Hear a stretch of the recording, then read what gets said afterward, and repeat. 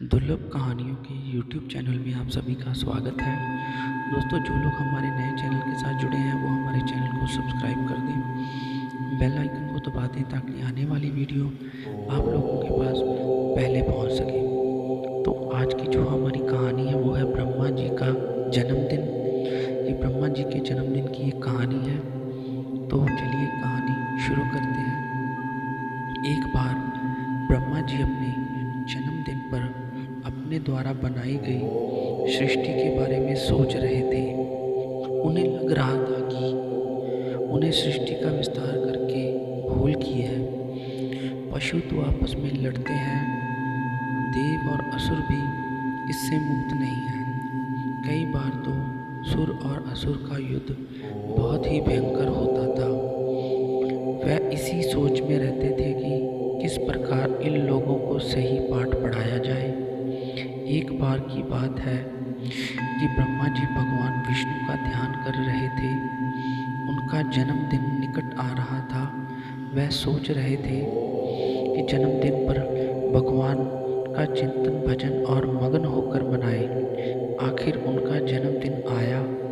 वह प्रातःकाल उठकर भजन पूजन करने लगे।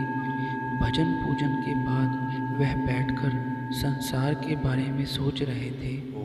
तभी उन्हें लगा कि चारों ओर से जय जयकार की ध्वनि आ रही है और उनके पुत्र नारद की वीणा बजाते हुए और हरि नाम का गायन करते हुए आ पहुँचे।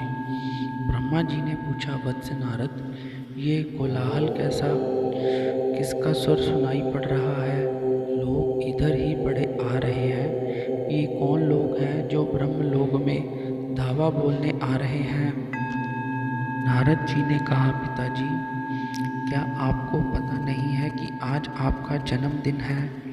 जन्मदिन मनाने के लिए सुर, असुर और मानव और पशु योनि के प्राणी भारी संख्या में आ रहे हैं। वे आपकी जय जयकार भी कर रहे हैं।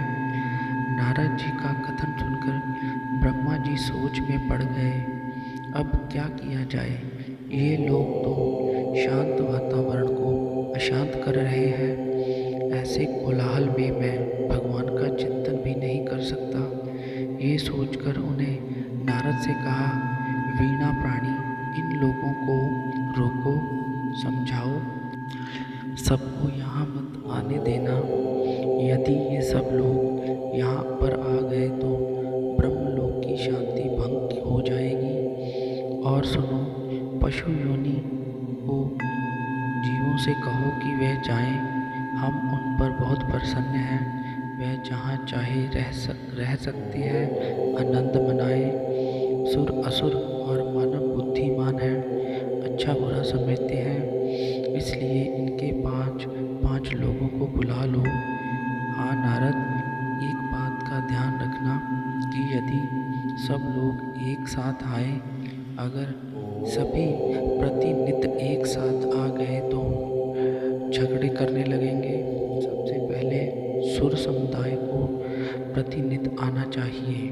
वह जब चले जाएं तो असुरों को प्रतिनिधि को आने देना।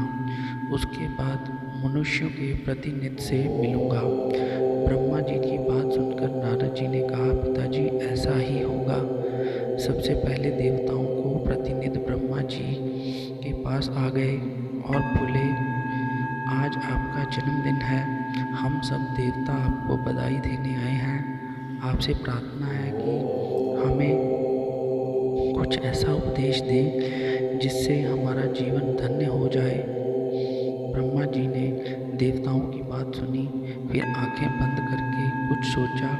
उसके बाद कहा, जाओ, दमयी जीवन बिताओ। इसके बाद असुरों की बारी आई। असुरों ने भी ब्रह्मा जी का आशीर्वाद लिया और उन्होंने कहा कि हमें भी कुछ ऐसा वरदान दें जिससे हमारी कुल उन्नति करे, हम लोग सुख से रह सकें। तो ब्रह्मा जी ने उन्हें भी द की सीख दी। अब मानवों की बारी थी। नारद जी ने मानवों के प्रतिनिधि से कहा, जाओ, ब्रह्मा जी से तुम लोग भी आशीर्वाद ले लो। मनुष्यों का प्रतिमंडल भी ब्रह्मा जी के सम्मुख उपस्थित हुआ।